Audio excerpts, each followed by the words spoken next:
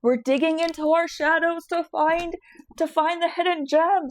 Oh my god, we're going on a treasure hunt, you guys. We're going on a treasure hunt into our shadows to find our gems inside of us. This is so... Are you not entertained? Is this not so friggin' cool? Hello, and welcome to Ember's Guiding Light. I am Ember, a student of the universe, meaning I learn from the world and I give you that information. I am a weirdo on the internet, and I am someone who just might have a message for you today. Today's message, we are channeling in for that Capricorn full moon that's coming up on June 29th. This is a timeless reading, but we are using that energy to pull out this message, but it may find you at a different time, and that's okay. This is a collective reading, so that means there's going to be messages for whoever comes into here. So the whole story might not be all for you, but trust that there's something in here for you. Take what resonates, leave what doesn't, and if anything is harming you, that is not my intent, and I ask you to leave it behind, please. Okay? In today's reading, we will be using the Archetypes Oracle deck. I used this one in my last reading. I really loved the way the reading turned out, so I'm going to be using it again today, just because I had so much fun with it the last time. Okay? So we're going to be doing the same setup. We're going to be figuring out who I'm talking to with our who pile, where you are in your journey, what tools you have available, and why this message is finding you. Okay? So welcome, welcome, welcome, and let's get started. Thank you, Spirit and Angels, for coming in to guide my collective on Ember's Guiding Light for this Capricorn full moon. I trust that this message will find exactly who it's meant for. Don't mind all the incense smoke coming on in. I'm just keeping the space nice and clean. It smells so good. It's a new sandalwood cone that I got. I mean, sandalwood in general is just my favorite. I love the smell of sandalwood. Okay, so with this deck, I find what works best is I thumb through the cards and I feel for the energy. I'm not like looking at the cards. I'm just seeing what shows up. So I'm going to tilt it down so you can see what I'm doing. Just because there are people that they pull stuff. I ain't here to trick you. I just want to talk to my collective on the message we need to hear for today. If you hear any weird background noises, that's my cat.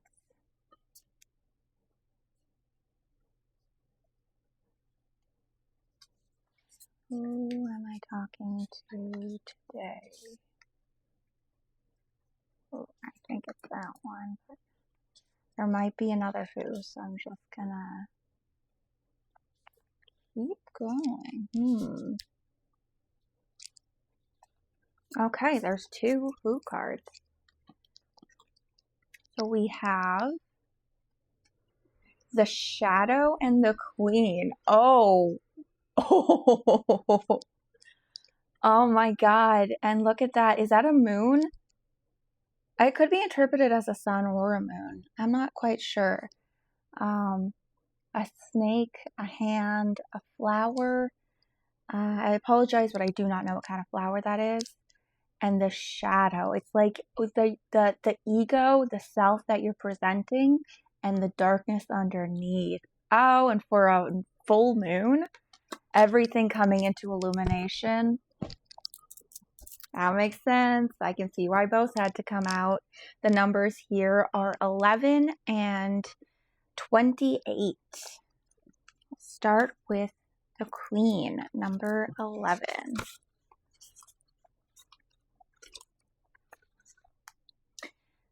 The Queen, the Empress, the Mother Queen, the Sovereign.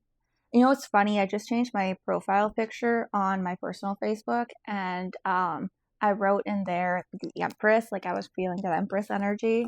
So this is for me as much as it is for you, collective. We're in this together, okay? Like her counterpart, the king, the queen has a dualistic nature. Now, this is going to be specifically saying she, her, feminine, but I believe you can take this as the feminine aspect of yourself if this message is resonating with you, but you're like, I am not she, her. Everybody has in them masculine and feminine elements. There is a duality in all of us. So, gonna use the pronouns that are in the book, but don't feel locked in by that, okay? Like her counterpart, the king, the queen has a dualistic nature. Either she presides over the realm with grace and eloquence that comes from the heavens to uplift the spirit of others, or she falls into petty, contemptuous moods casting a shadow across the land. I kid you not. Okay? If the king is the ego, the queen is the expression of that ego in the world. She is the lotus's bloom. I thought it was a lotus, but I wasn't sure. The dancer's bow. Dancer's bow makes sense. Dancer's bow doesn't. Dancer's bow, sorry. The moon's radiant reflection. It is a moon. Oh my god, this is so cool already. Guys, this is so cool already. I know I'm the one doing it, but it just genuinely, I get excited about this because I don't know what's going to come forth, and when it does and it makes sense and it aligns, it impresses me as much as it may impress you. I'm having a great time, even if nobody believes me. I don't care. I'm having a great time. Oh my god. Okay. Sorry. When the queen is seated in her rightful and righteous place, she is patient and forgiving. She waits for the grace of God and Goddess to move through her, striving and grasping for nothing. To be the benevolent leader, to embody the queen, is to settle into deep trust, resolve, and power. Surrender. I just, that, it's not in the book. That's just the word that came to. Anyways. The royal queen fears nothing, for divinity itself cradles her heart.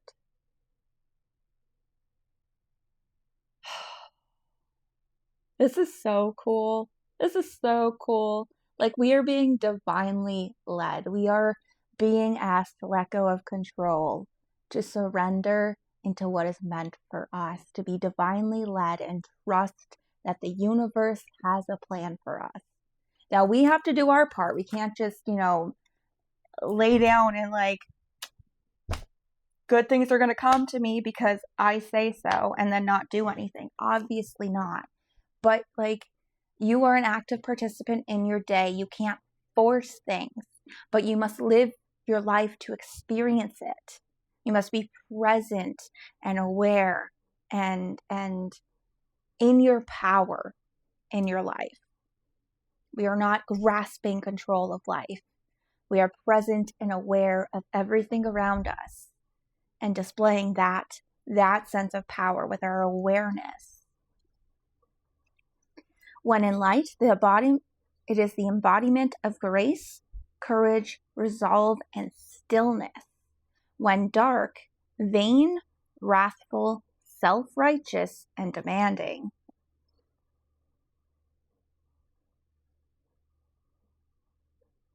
There's a recommendation on here to read Cleopatra's monologue in Shakespeare's Antony and Cleopatra, Act 5, Scene 2.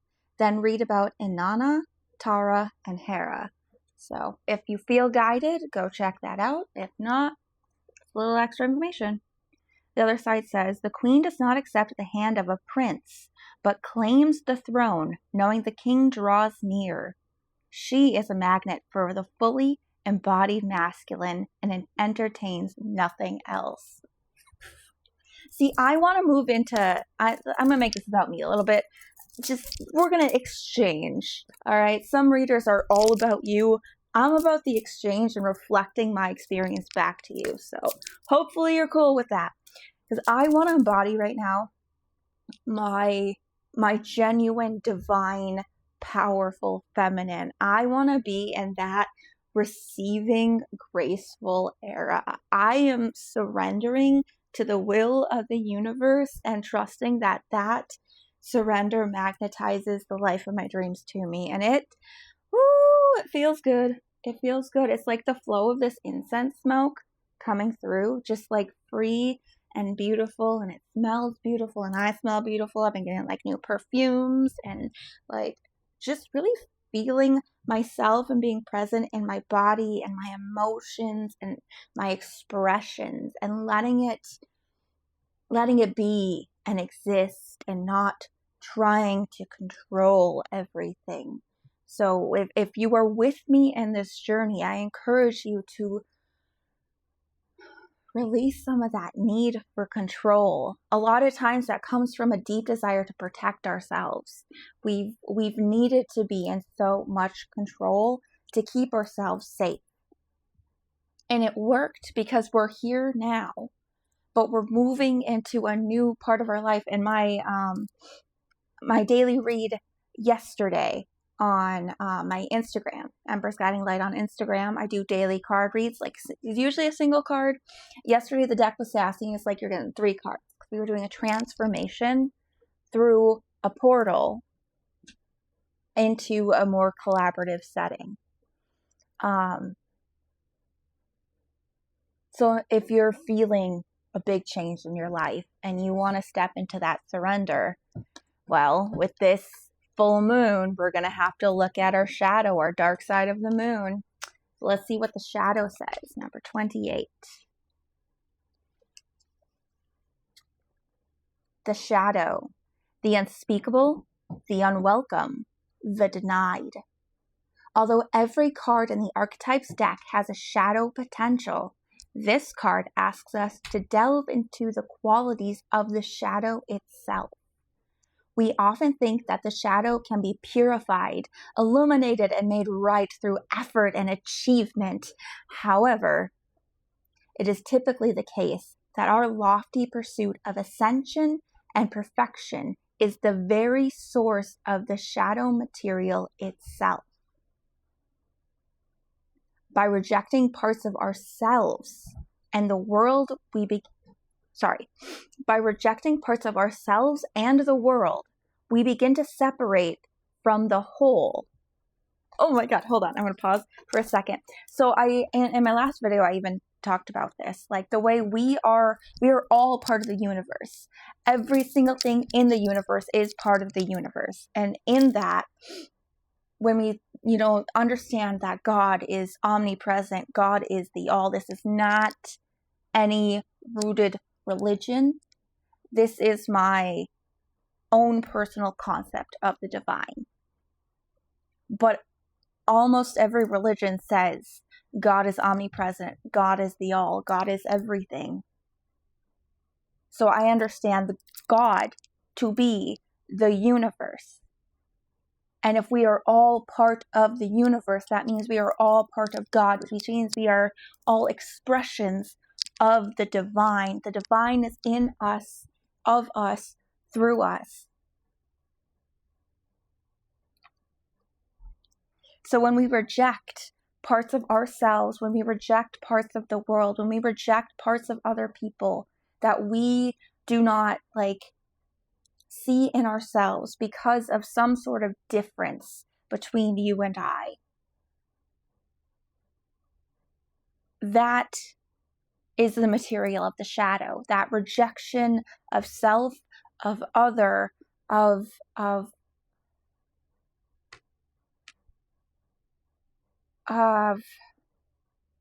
perceived separation and difference.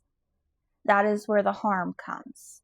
That is where the darkness comes. That is where the ego and the control takes over. When we do not let the universe be as it is, we try and change the universe.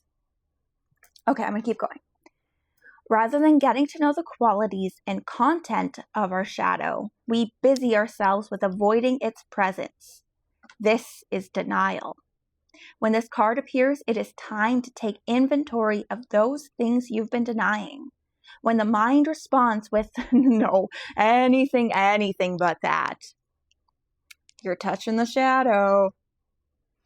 Find support for this deep inner work and move towards the shadow with patience and compassion. When in light, revealing unconscious aspects of the self and world. When in dark, denying those unconscious aspects of the self and the world. Contemplate the following scientific observation. The closer an object, a person, place, or community is to the light, the longer the shadow it casts. In the shadow of the gods are the very gods themselves. In the shadow of the gods are the very gods themselves. Reflect on this statement by James Hillman in A Blue Fire. What do you despise about yourself? By answering, you move towards the shadow. When we try and pretend like we can just love everything about ourselves, that toxic positivity, I fall into it all the time, okay? Most people don't call me out for it because I'm just a sweet little bean and they don't want to see me sad and hurt. But like,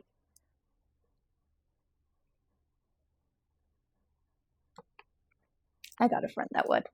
I love them for it. Okay. But we gotta embrace that. Like, we're not perfect. We are not perfect. We are human.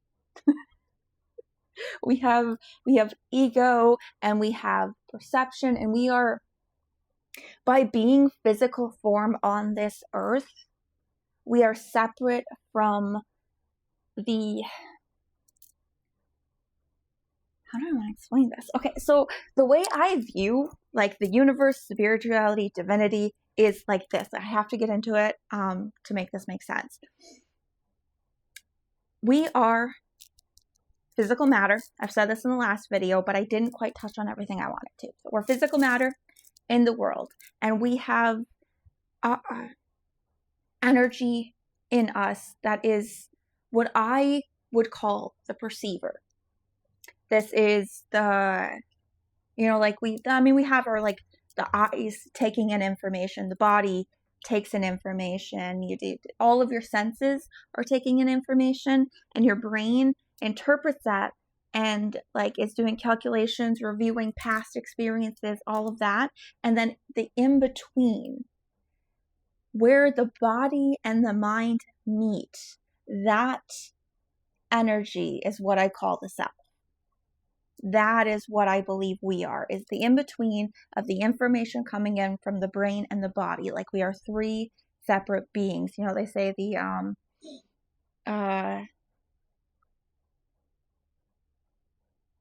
there's like the divine trinities, the Father, Son, the Holy Spirit, but there's another one that I'm trying to think of and I can't right now.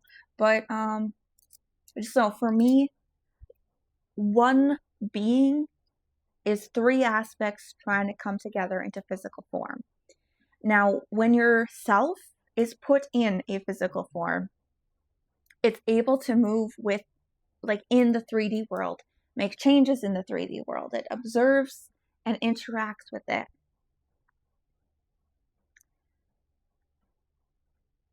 But because the self is separate from the universal energy, it can't see everything.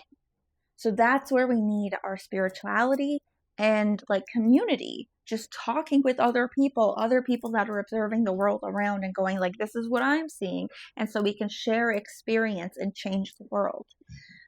I also do believe there is a larger energy source that we come from.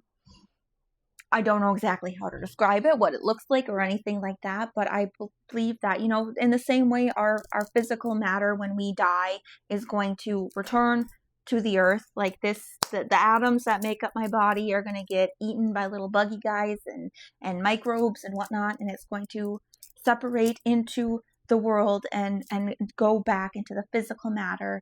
So too does that energy, because energy is neither created nor destroyed. That energetic self returns to the universe and it becomes part of a collective energy again.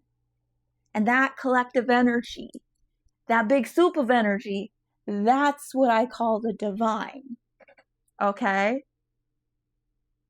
Which I just think is so cool. It's like the combination of like science and religion and a little bit of psychology and like philosophy and all. It's just everything that I've learned come together into this concept that I have. So I don't know if there's a religion that matches that, but I think a lot of them have a similar idea, just different rules on how to play with it all.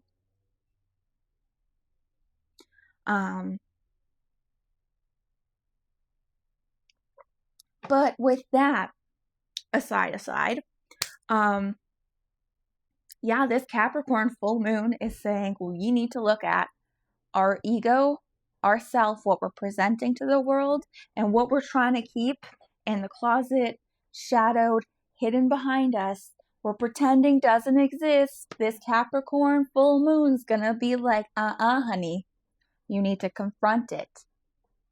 Confront it. So that's exciting and scary. Especially like if you haven't been doing shadow work before, if you're not familiar with it, if you're not used to delving into your darkness and like seeing what's there, what's happening. It might be a very uncomfortable full moon for you. Okay. Be careful about not in like a, oh, it's ominous danger. Like, no, just Mercury's going in retrograde, if you're familiar with the astrological passages. It's going into retrograde in the sign of Cancer. So that's also happening at the same time as the full moon. So full moons have high energy, high emotions, and Mercury retrograde communications might not pan out the way you're hoping. So just be aware that things might be a little cray on the 29th, okay? We're going to get through it. Like, we've been through many Mercury retrogrades, we've been through many full moons. This isn't like the world is ending, oh my god, oh! Like, I'm not here to fearmonger you, dudes. Just, energy's going to be heavy. And if you're sensitive to it like I am, you're going to be feeling it more than other people. Especially if you have heavy Cancer or Capricorn placements, from what I understand. All right, where are we? Where are we? Where are you? And I'm so sorry. I cannot sing the rest of this song because I don't want to get any trouble for it. Shock, the witchy girl was an emo kid. Right, where is my queen hunting their shadow? I think it's that one.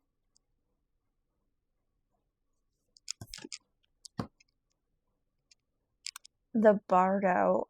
Y'all, is that not absolutely stunning? Holy crap, guys. I don't know what that means. We're going to look into it, but it's just a moment for the imagery. I don't know what a bardo is. I know what a bard is. I play D&D. I know what a... Anyways. The Bardo L50.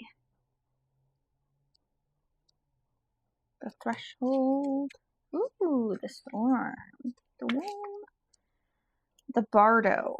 The Liminal. The In-Between. The Transition. Y'all, with like Backrooms coming out as a movie. I've been into the Backrooms since Barkplier. I said your favorite word. The Backrooms. Jingle jingle. But I think I've been into it since one of the theory channels, I think it's Film Theory probably does it, talked about it. Watching Kane Pixels. I love that analog horror stuff, but this liminal space, liminality, transition, portals, that's been a very heavy theme for me lately. And like even in the last reading that I mentioned that I did on my Instagram, like one of the cards that came out is the gate. It is a portal, and in between a transition, liminality and transitions. If you're not following me on Instagram, come on. We're gonna bring it all together. So everything's part of the message. It is said that the Bardo is a place between this life and the next, a liminal realm through which souls pass. Envisioning this inherently mysterious space creates the potential for us to rise above the concerns of this world and see our relationships through a cosmic and timeless lens. We may receive messages from those who are no longer with us or see visions of lives not yet lived. Akashic records. That might be significant for you. In the Bardo, there is potential to forgive the unforgivable, to say the unsaid, to see the unseen. And that one's in caps because that is capital T for the capital U for unseen. That is one of the archetype cards. To love the unloved, to let go of all the things that cause us pain. The Bardo suspends us in its spaciousness for just long enough to open us to higher wisdom. Its energy does not belong to the earth as we know it, but rather to the cosmic network of which we are a single thread. We're all part of the same energy. We appear separate, we appear separated, but we are all together. And by trying to divide each other, we lean into the shadow and create more darkness in the world. When we let go of our ego, when we surrender to the will of the universe, and we are all just of the universe flowing together, we come together. Come together right now over me. When the veil between this life and the next is thinned, energy is stirred. This allows for a remarkable healing and vision. The Bardo is not to be feared. Take advantage of its energy by recognizing what needs to be resolved. Trust that there is a message for you from beyond. Who is speaking? Go ahead and listen. When in light, spaciousness, grace, forgiveness, and truth. When in dark, torment, dislocation, hallucination, and transient. Okay. Yeah, I mean, this Capricorn moon, full moon that's coming up is not messing around. I mean, Capricorn as a sign doesn't usually mess around as it is, but like, we're diving deep. We're diving deep. All right. So if we're going into the friggin' thick of it, holy cannoli, my guys. What tools do we have at our disposal? What is available to us? We got the who, we got the where, and a semblance of a when. What do we have with us? What are the tools available? And I'll tilt you back down. What are the tools?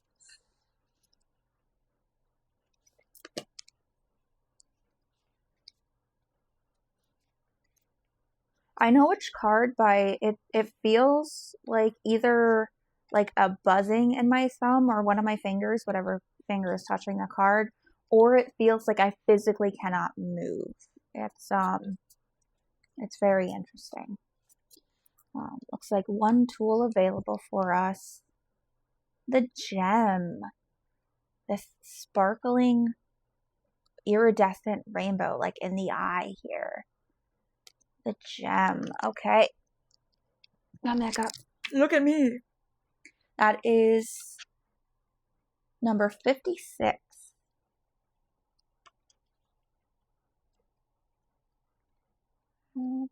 The gem, the diamond, the gold, the inner treasure. We're digging into our shadows to find the hidden gem. Oh my god, we're going on a treasure hunt, you guys. We're going on a treasure hunt into our shadows to find our gems inside of us. This is so... Are you not entertained? Is this not so friggin' cool? I did not prep any of this. It's just happening real time, and it's so cool, and it was so much fun. Oh my god. Okay. There are infinite names for the gem. It is also known as the jewel, the star, the talent, the gift, the gold. One thing for certain is that it is found deep within a substance that is very much unlike it. For example, a diamond in the rough. The gem always stands in contrast to the surroundings. You cannot find it when you are among comforts and pleasantries. Precious stones develop slowly deep in the earth, amid pressure and darkness. Discovering the gem requires a descent beneath the surface where there is no definitive map in the friggin' space. In between into the shadows. Oh my god, this is so cool. Discovering the gem requires a beneath the surface where there is no definitive map. Yet the longing to touch the true gem within us is so strong that we cannot help but seek out its radiance. Your gem, like your destiny, is unlike any other in the entire world. Keep digging. Like, we're not trying to fix the darkness in us. We're not trying to make this dark disappear, because it's the stuff that built us is there. But what is the gem? We can't eliminate all of the dark. What is the gem? What are you seeking? What is in you? What makes you you? What is your magic? What is your power? When in light, unique, shining, generative, and irreplaceable. When in dark, envy, greed, and grasping. Remember that grasping for control with the queen, holding firm grip on life. We need to surrender, to explore our depths, to go with the flow, like the depths of the ocean, that movement into ourselves, through the liminal, through what we don't understand, to find ourselves, to find yourself. The moments of your life that glimmer are clues to where the gem resides. Don't covet the sparkling diamond of another. The gem is like a fingerprint, never to be repeated again. Find yours. If you try and take it from someone else, all you have, you don't get that light. It's so empty trying to take the light from someone else. You will always be empty, and you will bury your gem further. You go further from your gem when you try and take someone else's, because you're closer to their light, creating a bigger shadow of yourself. The shadow gets bigger the closer it is to light. You need to find your gem inside, not seek someone else's. In mythology, the diamond is often linked to daemon, or inner light, Daimon, that leads us towards our true self, our purpose, and our destiny.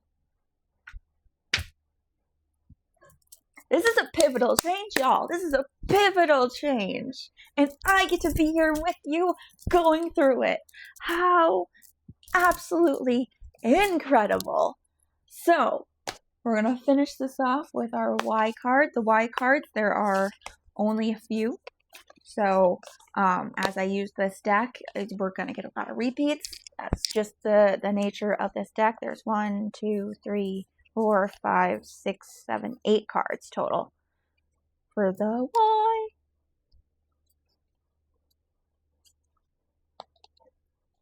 Or I can't count.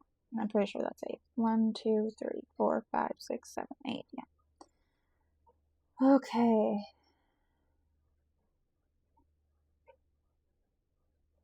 Yeah, look at that. Look at that. There's that little hidden one. That's the one that needs to come out. The hidden gem. The Anima Mundi. Oh! I believe this is the Tree of Life. This resonates with the... Okay, so my last reading was a message for the shaman. You can't hide from your truth, shamans. You can't hide from your truth. And part of the shamanic practice involves the Anima Mundi. So, let's read. That's number 50, 60, 70, 78.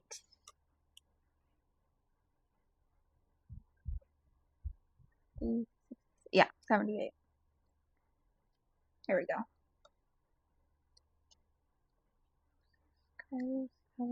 Anima Mundi, the soul of the world, all that is. The universe, everything that I was talking about before, it's all... This is so cool. So cool. Okay. Anima Mundi epitomizes the principle, accept all, reject none. Simply put, it is the living soul of the world in all its multifaceted, multidimensional layers, bonded together by loving cosmic forces. Diversity is celebrated, multiplicity is honored, and nothing is denied. Nothing is denied embrace. Constructs of separation dissipate into the wonderful mess of shared consciousness. This is what I'm saying, y'all. Oh my God.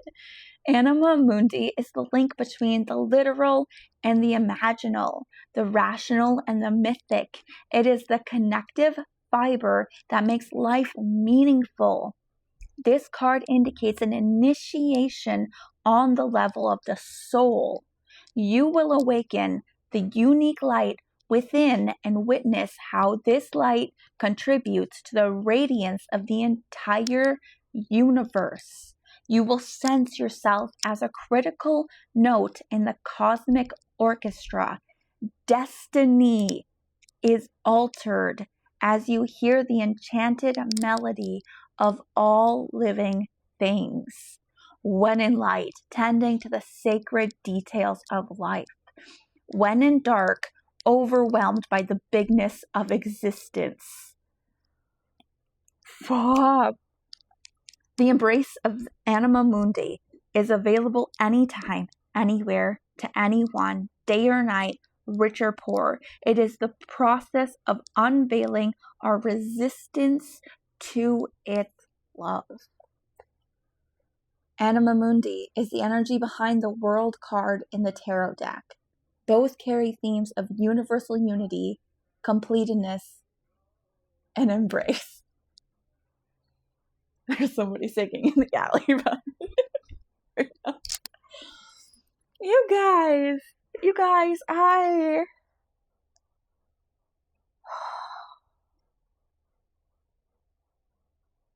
I have never in my life had a reading this powerful.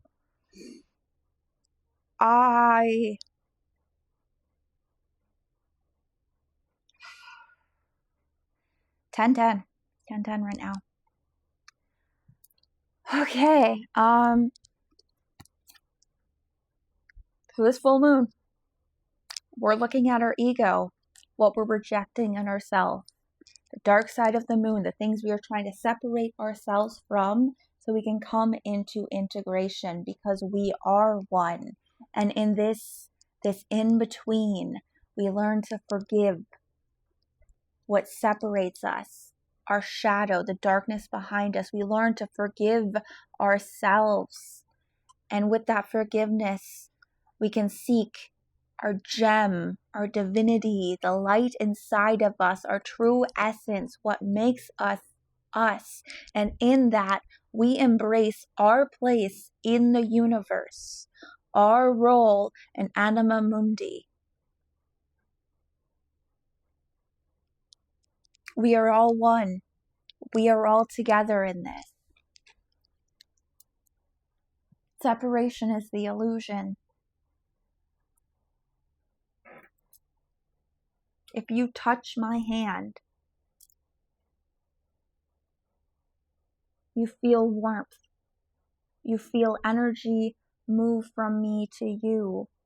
Or if my hands are cold, you're going to feel your energy moving into my hands. Right now, my hands are very toasty. So the energetic exchange, when we touch each other, we feel each other's energy. Warmth is transfer of energy, making your molecules move a little faster. That energy comes out as heat. It's felt as heat, perceived as heat, but it's all energy, and we exchange it all the time. Atomically, our atoms, our molecules, we exchange with the universe all the time. We are all part of the universe. The universe is part of us.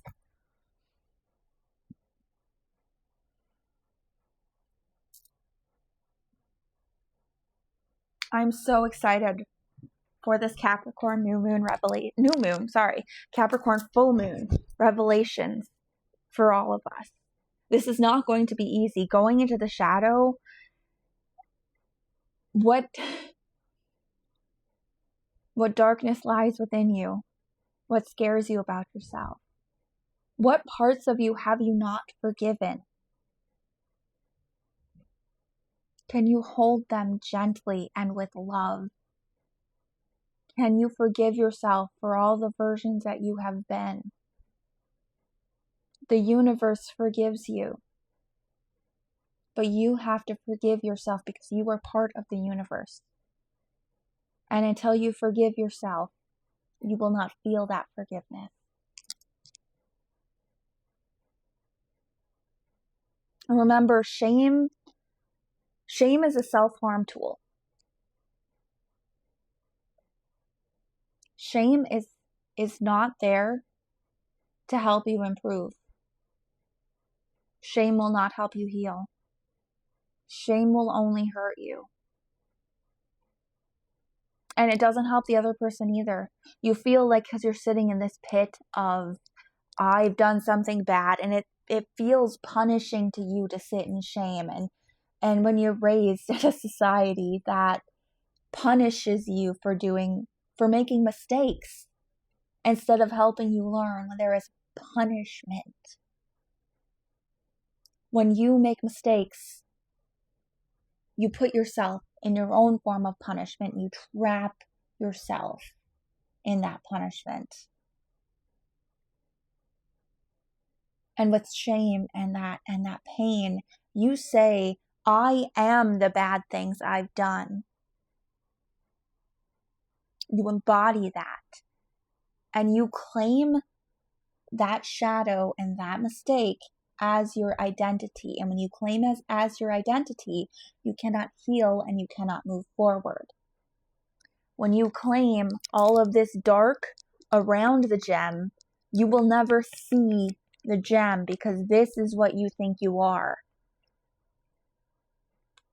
You're the gem. You're the light.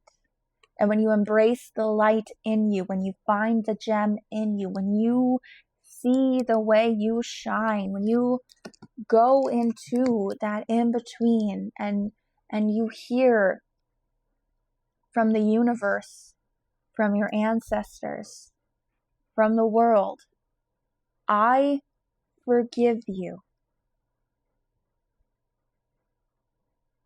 It is time to heal. Find your light. Ember's guiding light.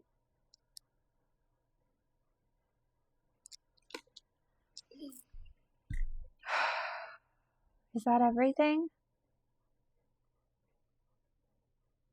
I'm seeing a lot of eyes here.